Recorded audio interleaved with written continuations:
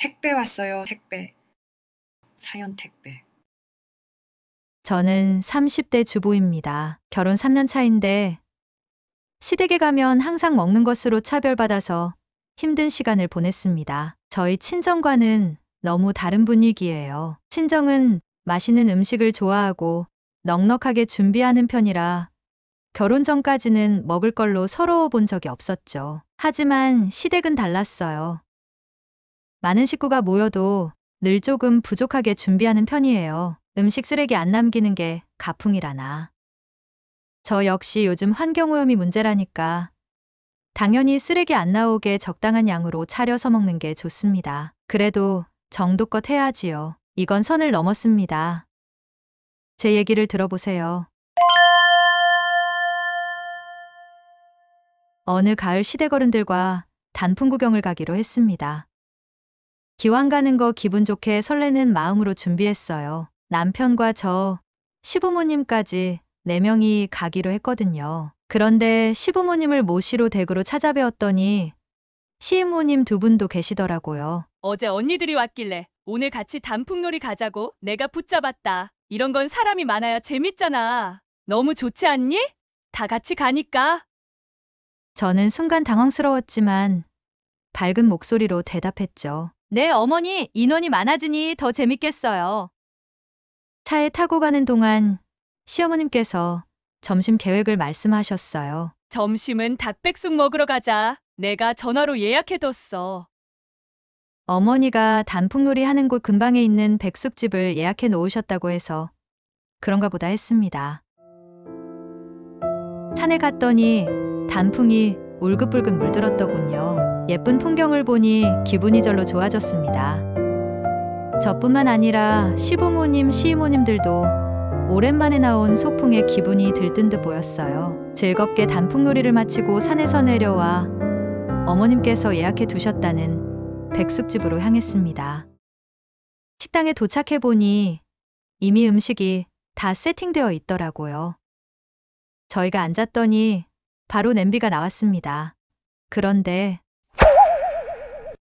냄비가 1개 나왔어요. 식당에서도 저희 인원을 보고 좀 놀란 듯 했습니다. 어머님, 사람이 6명인데 냄비가 1개면 너무 부족할 것 같아요. 얼른 하나 더 시킬까요? 아니면 파전이나 도토리묵 같은 건 어떠세요? 그러자 시어머님이 눈살을 찌푸리셨습니다. 요즘 우리들 다 다이어트 중이야. 백숙 한 마리면 충분하다. 너도 요즘 살쪘던데 이번 기회에 좀 빼면 좀 좋니? 어머님, 제 몸매 걱정은 제가 알아서 할게요. 다들 저한테 날씬하다고 부럽다고 하는 거요? 그러니까 날씬할 때 다이어트 해야지. 뚱뚱해져서 다이어트 해봤자 아무 소용없다. 이야기를 나누는 사이 백숙이 팔팔 끓었습니다. 제가 국자로 뜨려고 하자 어머님께서 저를 말리셨어요. 돌아, 내가 뜰 테니까. 시어머님께서 국자로 백숙을 떠서 한 사람씩 그릇에 담아주기 시작하셨어요. 먼저 시아버님과 남편의 그릇에 큼지막한 닭다리와 닭날개를 하나씩 올려주셨어요. 그 다음엔 시이모님들 그릇에 넉넉히 닭가슴살을 올려주셨죠. 마지막으로 제 차례가 왔는데 세상에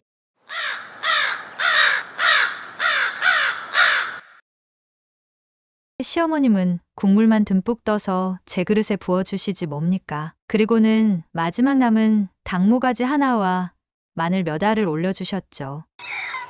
너무 당황스러워서 말문이 막혔습니다. 어머님, 저 닭모가지 안 좋아해요. 이럴 거면 백숙 한 마리 더 시켰으면 좋았잖아요. 텔레비전 봤더니 닭모가지가 콜라겐인가 뭔가가 풍부해서 피부에 좋대. 너 생각해서 일부러 줬구만.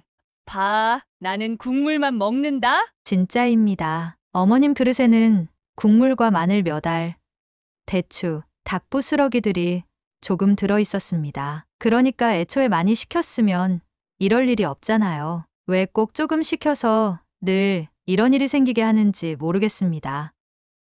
어머님이 국물만 드시는데 제가 고기 없다고 불평을 할 수도 없고 그냥 입 꾹 닫고 먹었습니다. 어색한 공기가 흐르자 남편이 눈치를 챘는지 자기 그릇과 제 접시를 바꾸려고 하더군요. 그러자 시어머님이 남편의 손을 제지하셨죠. 됐다. 아들, 너가 잘 먹어야지. 일하느라 힘들 텐데. 어머님, 저도 일하는데요. 그러자 시어머니가 저를 째려보셨어요.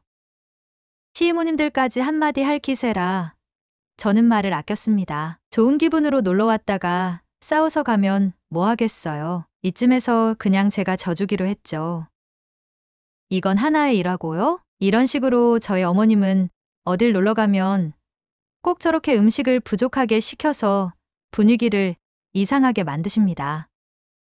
그 피해는 꼭 제가 받고요. 뭐라고 말을 하려고 해도 어머님조차 음식을 부족하게 드시니까 제가 목소리를 크게 내기도 그렇고, 암튼 그래서 전 늘 시어머님과 뭘 먹는 날에는 집에서 라면 한 개를 끓여 먹고 가요. 그래야 배가 안 고프거든요. 결혼하고 첫 시아버지 생신날도 그랬습니다. 제가 아버님 생신상을 차려드리기로 했어요. 인터넷을 보면서 미역국이며 잡채 등을 했죠. 그리고 아버님께서 좋아하신다는 꽃게탕도 팔팔 끓였습니다. 맛있게 한 상을 차리고 나니 때 맞춰 시부모님이 오셨어요. 어머님, 아버님 오셨어요? 얼른 들어오세요. 아유, 냄새가 진동한다. 음식 만드느라 고생했겠구나. 아니에요. 이쪽으로 앉으세요. 얼른 밥만 퍼서 올게요. 식탁에는 시어머님과 시아버지가 먼저 앉아 계시고 저는 밥을 풀어 남편은 맥주를 꺼내러 냉장고로 갔어요. 밥을 다 퍼서 한 그릇씩 놓아드리고 자리에 앉으려고 했더니 갑자기 시어머님이 화들짝 놀라시며 말씀하셨습니다. 거기가 아니야. 그 자리는 우리 아들 자리고 너는 여기 앉아. 저희 집이고 저희 집 식탁인데 순간 이해가 안 됐습니다. 보니까 어머님께서 자리를 임의로 정하신 듯 했어요. 시어머님께서 가리키신 자리는 어머님 대각선 자리였어요.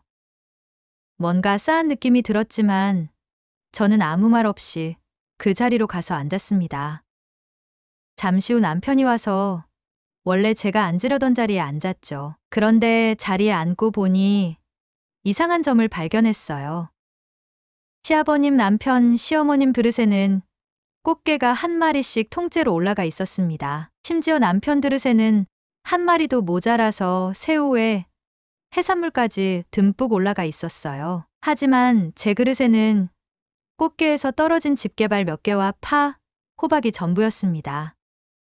본인 남편과 아들은 챙기고 저는 며느리라고 대놓고 차별을 하신 거죠. 그것도 치사하게 먹을 걸로요. 어머님, 제 그릇에 꽃게가 없어요. 잘못 푸셨나 봐요. 꽃게가 없다니? 거기 집게발이 있는데 이건 꽃게 아니고 뭐니? 그 안에 살이 꽉 차서 맛있다더라.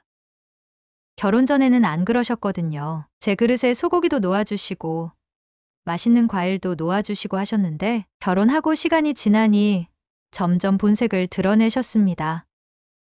외식할 때 음식 부족하게 시키셔서 저를 배고프게 하는 것도 모자라 이제는 대놓고 음식으로 차별하셨습니다. 어머님, 꽃게 집게발이 그렇게 달고 맛있는 거면 어머님이 드시죠. 왜 저한테 양보하세요? 저랑 어머님이랑 바꾸면 되겠네요. 나도 먹고 싶지. 근데 난 이가 안 좋아서 집게발을 씹을 수가 없어. 어머님, 저도 이가 안 좋아서 지금 치료 중인데. 그래도 나보단 낫지 않겠니? 저와 어머님의 보이지 않는 기싸움에 남편이 나섰습니다. 당신 이거 먹어. 난 원래 집게발 좋아해. 내가 먹을게. 남편이 제 접시와 본인 접시를 바꾸려고 하자 어머님의 눈이 동그래졌습니다. 어머?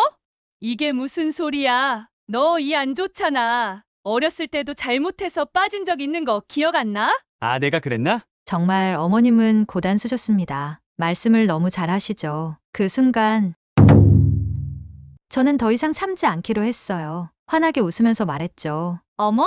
이래서 며느리는 며느리네요. 당신은 어머님 사랑 듬뿍 받아서 요리도 안 했는데 꽃게, 해산물까지 푸짐하게 받고 난 우리 친정에서 많이 받아야겠네. 그렇죠, 아버님?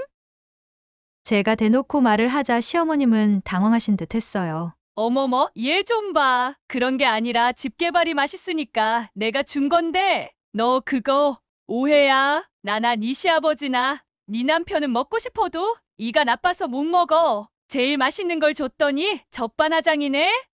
아, 제일 맛있는 집 개발? 알겠어요. 남편도 우리 친정 가면 똑같이 제일 맛있는 부위를 주면 되겠네요. 시어머님은 제 말에 깜짝 놀라신 듯 했어요. 아마 제가 이렇게 딱 잘라 말할 거라고는 예상 못 하셨나 봐요. 잠시 정적이 흘렀고 시아버님과 남편은 어색한 표정으로 서로를 쳐다보았죠. 그렇게 시아버지 생일 잔치는 껄끄럽게 끝났습니다. 그런데 그 일이 끝이 아닙니다. 그 후로도 시댁에 가는 날이면 어김없이 제 그릇에는 건더기는 없고 국물 위주였죠. 마치 제가 다이어트 중인 환자라도 되는 양 말이에요. 한 번은 추석 때 시댁에 갔는데 갈비찜을 했더라고요. 모두의 그릇에는 큼지막한 갈비가 올려져 있는데 제 그릇만 유독 갈비 없이 감자와 당근만 동동 떠 있더라고요. 묵밥을 먹으러 갔을 땐 제 그릇에 김치만 있고 묵은 2개 정도 있더라고요. 이런 일이 비일비재했습니다. 이쯤 되니 저도 스트레스가 심했습니다. 밤에 잠을 이루지 못하고 뒤척이는 일이 잦아졌어요. 시댁에 가는 날이 다가오면 가슴이 답답해지고 숨이 막히는 듯한 느낌이 들었죠. 매번 식사 시간이 고문 같았어요. 음식을 먹는 게 아니라 차별과 모욕을 삼키는 기분이었죠. 내가 뭘 그렇게 잘못했다고 이런 대우를 받아야 하나라는 생각에 괴로웠습니다. 그리고 그 일이 터졌어요. 명절끝 무렵 시댁에서 고기를 구워 먹는 자리였습니다. 모두가 즐거운 표정으로 식탁에 앉았지만 저는 이미 불안한 마음이 들었어요. 시어머님이 고기를 나누기 시작하셨죠. 아들, 이 부드러운 안심 좀 먹어봐. 입에서 살살 녹을 거야. 남편의 접시에 기름기 없는 부드러운 고기가 올라갔어요. 시아버님 접시에도 마찬가지로요. 아가 너는 이 부위가 좋겠다. 씹을수록 고소해. 무슨 부위길래 씹을수록 고소한지 아시나요? 바로 비계였습니다. 살은 아주 조금, 비계는 엄청 많은 부위였죠. 저는 잠시 망설이다 입을 열었습니다. 어머님, 제가 턱이 안 좋아서 비계를 못 먹어요. 부드러운 살코기로 주세요. 시어머님은 당황한 눈치였습니다. 살코기? 네 접시에 있는데 무슨... 어머님, 제 살코기는 아주 조금이고 다 비계잖아요. 저 진짜 웬만하면 먹겠는데 턱이 안 좋아서 그래요. 아니 얘는 누가 보면 내가 살코기 다 먹은 줄 알겠다. 정 그러면 바꿔줄게. 고기도 얼마 없는데. 거참 넉넉하게 사라니까. 조금 사니까 고기가 금방 떨어지지. 아가 그거 나한테 주고 넌 이거 먹어라. 시아버지가 본인 접시와 바꿔주셨습니다. 순간 시어머님의 눈에서 섬광이 번뜩였지만 전 모르는 척했어요. 밥을 다 먹고 남편과 잠깐 산책을 다녀왔습니다. 집에 들어와 보니 2분 다 낮잠을 주무시더라고요. 저희도 저희 방으로 들어가서 낮잠을 잤습니다. 그러다 화장실이 가고 싶어 나가려는데 어머님 목소리가 들리더라고요. 이모님과 통화하는 소리였어요. 저도 모르게 발걸음을 멈추고 귀를 기울이게 됐습니다. 아이고 언니, 요즘 며느리들은 정말 못 봐주겠어. 내가 지한테 시집살이를 시켜 뭘 시켜. 음식이 별로 없으니까 기왕이면 남편이 잘 먹는 게 좋지. 그리고 나이 든 시아버지랑 내가 고기를 먹어야지. 비계 좀 줬다고 아주 눈을 파르르 떨더라니까. 며느리가 상전이야 상전. 순간 제 귀를 의심했어요. 시어머님께서 그런 말씀을 하시다니 가슴이 답답해지고 숨이 막히는 것 같았어요. 그날 저녁 남편과 저는 집으로 돌아왔습니다. 분노와 서러움이 가슴 속에서 끓어오르고 있었어요. 여보, 나 정말 더는 못 참겠어. 남편은 어리둥절한 표정으로 저를 바라봤어요. 왜? 무슨 일 있어? 무슨 일이라니? 오늘 나 어머님이 주신 비계 먹었으면 턱 빠질 뻔했어. 알아? 아, 그거. 근데 당신이 말해서 살코기로 바꿔 먹었잖아. 그뿐이야? 나 진짜 이제 더는 못 참겠다. 저번에 갈비찜 먹을 때 내 그릇에만 갈비 없이 감자랑 당근뿐이었던 거 못 봤어? 묵밥 먹을 때도 내 그릇엔 김치만 가득하고 묵은 겨우 2개였어. 남편은 당황한 듯 했어요. 자기야, 진정해. 매번 시댁에 갈 때마다 내가 얼마나 스트레스 받는지 당신 알아? 밤에 잠도 못 자. 가슴이 답답하고 숨이 막혀. 매 식사 시간이 고문 같아. 저도 모르게 눈물이 고였습니다. 여보, 정말 미안해. 몰랐어. 그렇게 힘들어하는 줄 몰랐어. 몰랐다고? 당신 눈앞에서 일어난 일인데 어떻게 몰랐어? 그동안 참았던 서러움이 한꺼번에 폭발했습니다. 나도 우리 집에선 귀한 딸이야. 닭다리도 내가 먹고 꽃게도 엄마 아빠가 직접 발라주셨어. 그런데 왜 여기서는 이런 대접을 받아야 하는지 모르겠어. 내가 잘못한 거라고는 당신하고 결혼한 것뿐이야. 그게 죄야? 그래서 건더기는 못 먹고 국물만 먹어야 돼? 나 솔직히 이렇게는 못 살 것 같아. 어머님께서 나한테 정식으로 사과했으면 좋겠어. 우리 엄마가 당신한테 사과를? 안 그러면 내가 어떻게 믿어? 당신이 해결했다고 해도 진짜인지 어떻게 알아? 어머님이 사과하지 않으시면 난 이제 시댁에는 발길도 안 할 거야.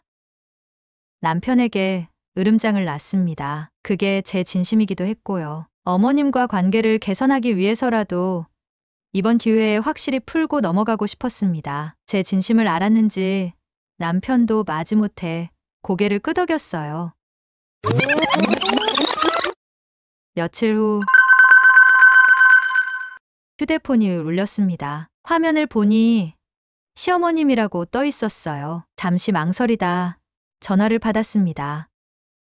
여보세요. 아가, 나다. 시어머님의 목소리가 평소보다 조심스러웠습니다. 잠시 침묵을 하시더니 입을 여셨어요. 내가 잘못했구나. 미안하다.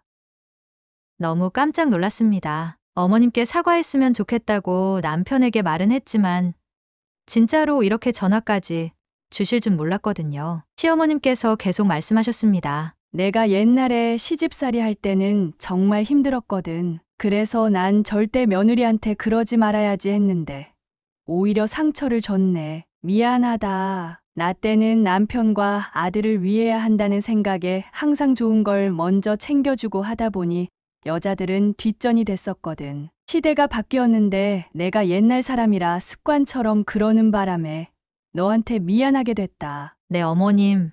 저 많이 서운했어요. 앞으로는 음식 가지고 차별 안 해주셨으면 해요. 그래, 알겠대도. 그럼 이제 다시 우리 집에 올 거지?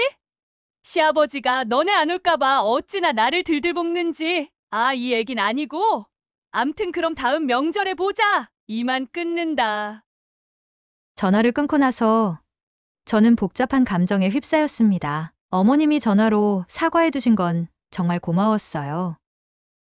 하지만 마지막 말씀을 들어보니 뭔가 석연치 않은 느낌이 들었죠. 시아버지가 너네 안 올까봐 어찌나 나를 들들 볶는지. 이 말을 듣는 순간 어머님의 사과가 진심에서 우러난 것이 아닐 수도 있다는 생각이 들었어요. 아마도 아버님이 무서워서 하신 게 아닐까요? 어머님에게는 시아버지 말씀이 법이나 다름없으니까요. 상상이 되더군요. 제가 시댁에 안 온다고 하자 아버님이 노발대발하셨을 거예요. 그러면서 어머님을 닥달해 저에게 전화하라고 하셨겠죠. 어머님은 어쩔 수 없이 전화를 하신 거고요. 한숨이 나왔습니다. 그래도 이제 어머님과 아버님도 문제를 인식하셨다는 건 다행이에요. 적어도 이제부터는 조금씩 변화가 있을 거라고 기대할 수 있겠죠. 쉽지 않겠지만 조금씩 나아질 거예요. 친구들에게 얘기했더니 놀랍게도 비슷한 경험을 한 친구들이 꽤 많더라고요. 어떤 친구는 시어머니가 계속 그렇게 하셔서 결국 이혼까지 갔다고 하고, 또 다른 친구는 참다 폭발해서 큰 싸움이 났다고 하고, 어떤 친구는 계속 그렇게 차별받으며 살고 있다고 했습니다.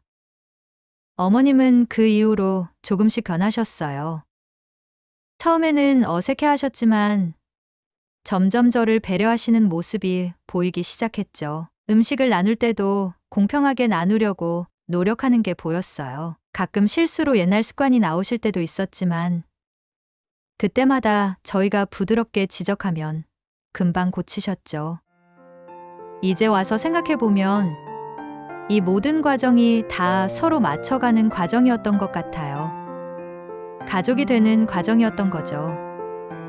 물론 아직도 가끔은 어려운 순간이 있어요. 하지만 이제는 그런 순간이 와도 서로 대화를 통해 해결할 수 있다는 믿음이 생겼습니다. 그리고 그 믿음이 우리 가족을 더 단단하게 만들어주고 있죠. 이런 경험을 통해 깨달은 게 있어요. 가족 간의 갈등은 피할 수 없는 거예요. 하지만 그 갈등을 어떻게 해결하느냐가 중요한 거죠. 서로 존중하고 이해하려는 노력, 그리고 솔직한 대화. 이게 바로 행복한 가정을 만드는 비결이 아닐까 싶어요.